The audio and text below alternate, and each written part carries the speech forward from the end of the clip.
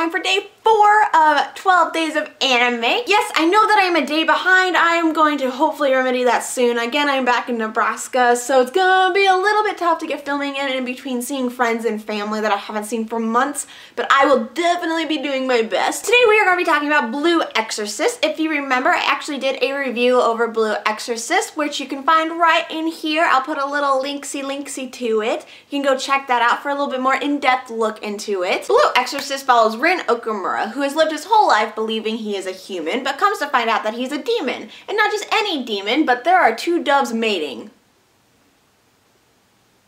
in that tree over there. Blue Exorcist follows Rin Okumura, a teenage boy who has lived his whole life believing that he is human, but has recently discovered that he is a demon. And not just any demon, but the son of Satan, the most powerful of all demons. Along with his younger twin brother Yukio, Rin has been raised by Father Shudo Fujimoto, a priest, and unbeknownst to Rin, a very powerful demon-fighting exorcist. Fujimoto has raised the two boys as his own, and after he sacrifices himself to protect Rin, Rin decides he's going to become an exorcist and destroy Satan. Blue Exorcist was one of my favorite anime things that I watched this year, so I definitely have a lot of favorite moments from it, but I'm gonna try and narrow it down.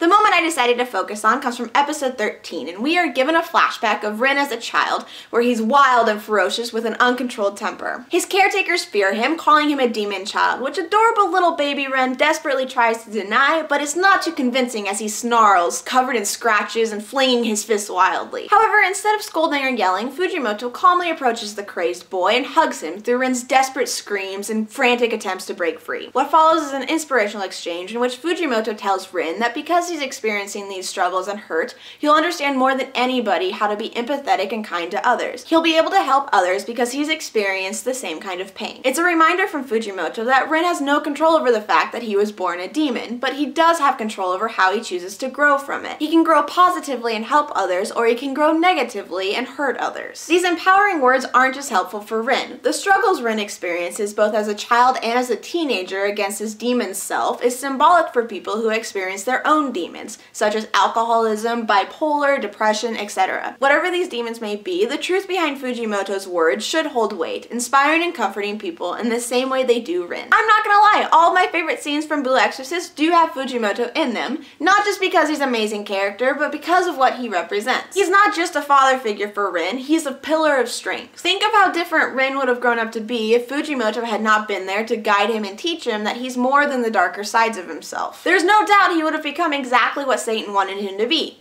Evil. But it's Fujimoto's guidance and support that teaches Rin that he is more than this evil side of himself, that he can help others even though he's been given hard circumstances. It's a truly touching, sincere message that holds its weight against the action and comedy of this series, and I love it so much, even though it makes me cry pretty much every single time I think about it. Then again, I am a sucker for well-written family dynamics, and Blue Exorcist does the whole family dynamic thing brilliantly, not just between father and son, but between the twin brothers as well. And that is the moment from Blue Exorcist I have decided to choose. There were a few more comedic moments I could have gone with, but I decided to go with the more serious one just because whenever I think about the series, this is the episode and the scene that I think about. So, if you have not checked out my Carnival one from yesterday, I uploaded it kind of late, go ahead and click over somewhere in here and you'll get to that. Carnival is a manga, so it's the first manga thing I've ever done. I love that manga so much, so definitely go and check that out. Remember that there's a whole crap ton of other people doing 12 days of anime. All of their